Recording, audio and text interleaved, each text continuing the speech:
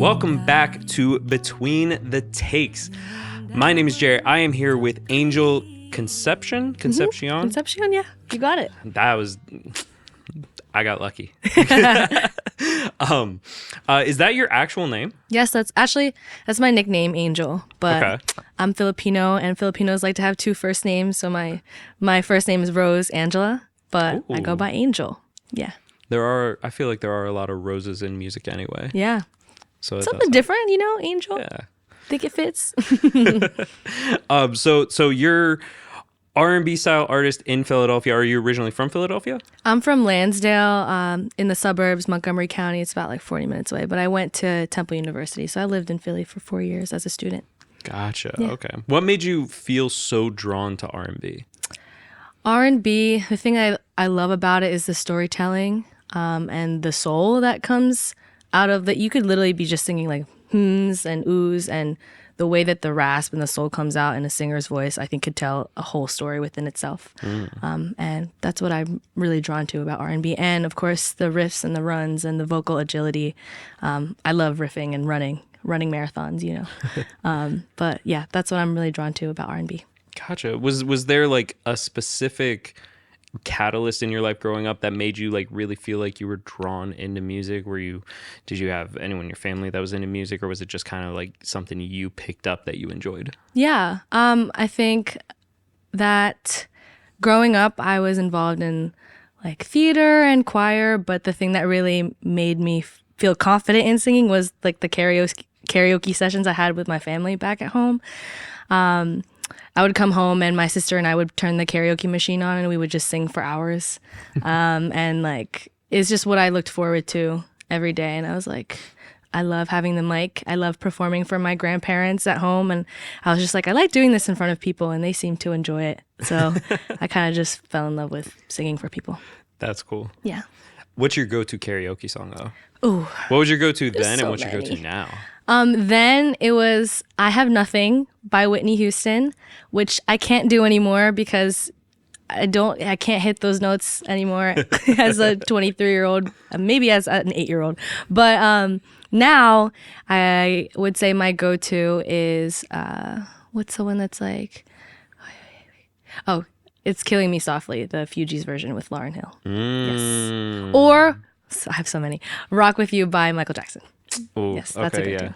I feel like Michael Jackson ones are just, even if you fall short in it, like everyone's going to be into it, so they're going to cover up your mistake. Exactly. Yes, you read it. But it's just so groovy, You can, everybody. It's iconic. Yes, iconic. And people love to dance to it, and I love making people entertained, and yeah.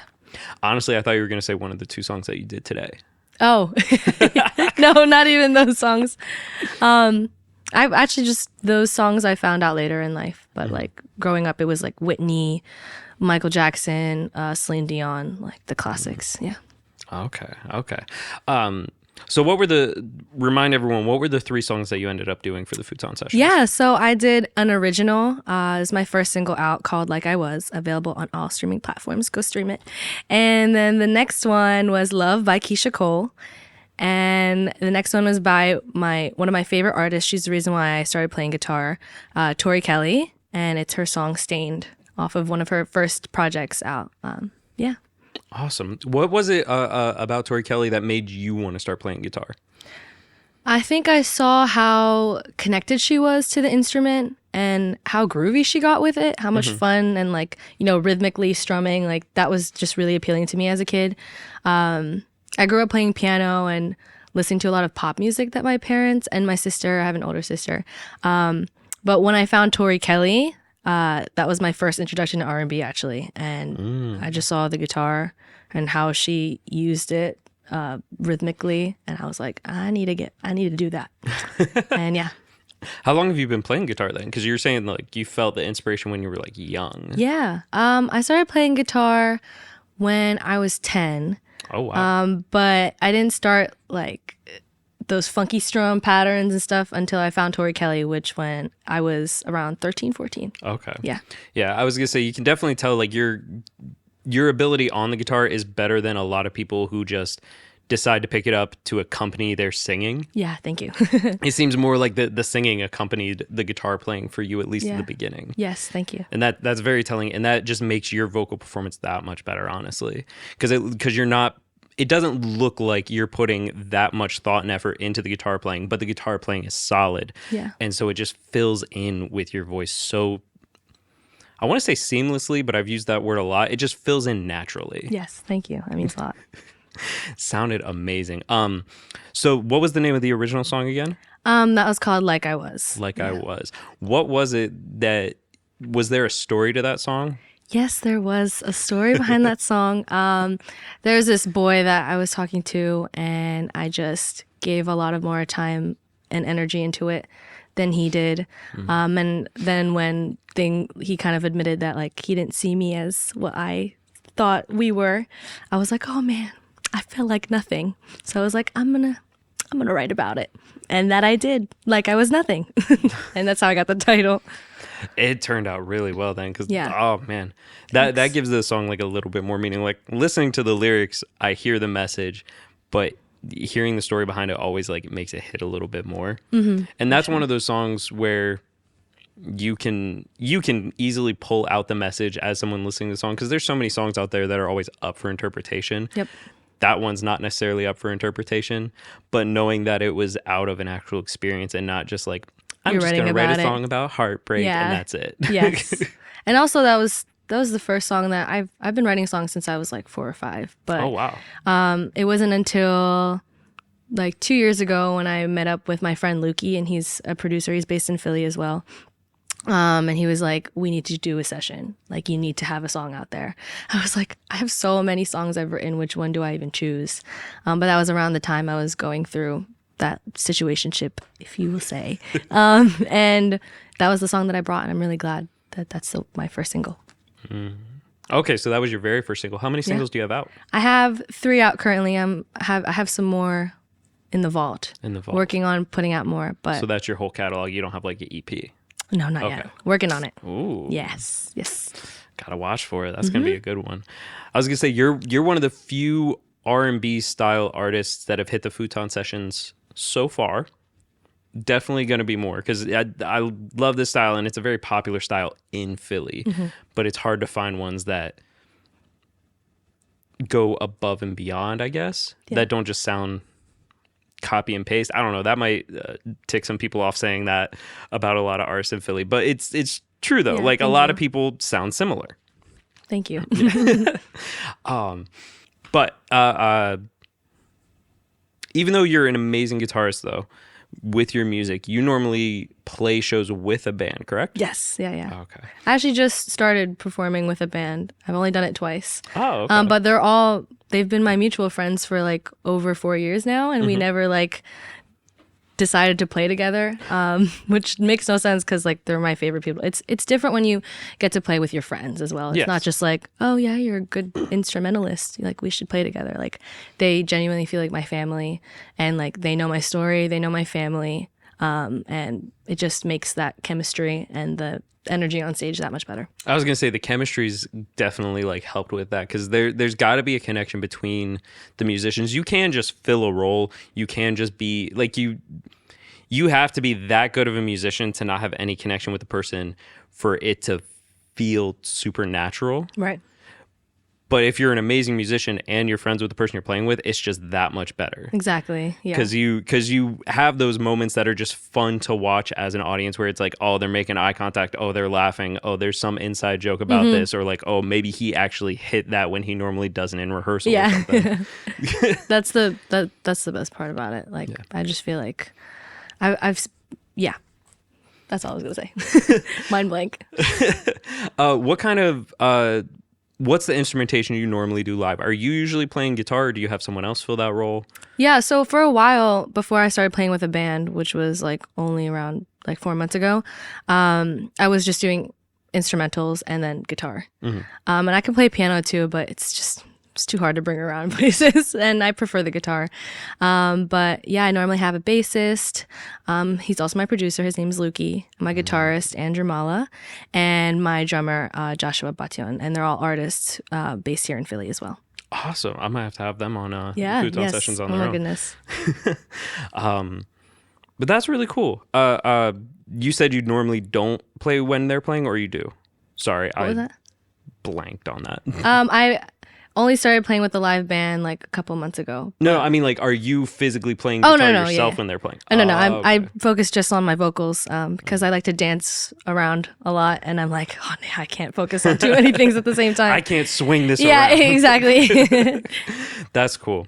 Yeah, playing with a band, I think, frees you up, especially for a live performance. Mm-hmm. And having someone in the band being the producer helps shape the sound a lot more. Exactly. Yeah. He help co-write a lot of my songs. Mm-hmm. So when we bring that to life, it's that better of an experience for the two of us. Yeah. That's awesome. You said you've only done 2 shows with them so far, with the band? Yeah, I did 2 shows with like the full band. With the full and band. then 1 show without the drummer. But Okay. we made it work. We made it work. Yeah. I not to say it like that, but I think the easiest one to cut in that situation would be the drummer. Oh yeah. In R&B, guitar and bass can feel Carry just everything. full by itself. Yep, Especially exactly. because bass in R&B, in some genres of music, bass is just like the low end octave filler. In R&B, bass is a lot of the rhythm. You got the licks, everything. Yeah. Yeah. It carries it. Yeah. So the 2 shows, do you have any shows planned that you're going to be playing with the full band anytime soon? Yes, I have one at Johnny Brenda's in Fishtown on January 31st with 2 amazing artists, also based in Philly. The Bull Bay. It's called the Bull Bay, but it's with Amir and Balmore. And I'm really excited because we're all having 3 full bands playing. And yeah, it's all different instrumentalists, and it's just going to be a great show. That's going to be cool. Definitely have to check that out. What kind of restaurant is it again? It's called Johnny Brenda's. It's located in Fishtown. Mm-hmm. I'm not sure if it's a restaurant or not. I know it's like a venue space. Oh, okay. I thought you were talking about, never mind. I'm mixing something up. I think I know what Yeah. what you were thinking of. Yeah, Max Brenner's. Is that what you're thinking of? Yes, that's Yes. exactly what I was thinking of. With all the live shows that you do, they're not like super often or regular. Like it's not like every week that you have something going on. But even with however many you have going on, do you feel like there's a lot of challenges when it comes to mixing your daily life with finding shows, finding events to be able to play? Oh, definitely. So, I work a 40-hour job at the Einstein Hospital as a pharmacy technician, and then on the weekends, actually for the past 2 months, I've had something music related, a gig or something, rehearsal or session every single weekend.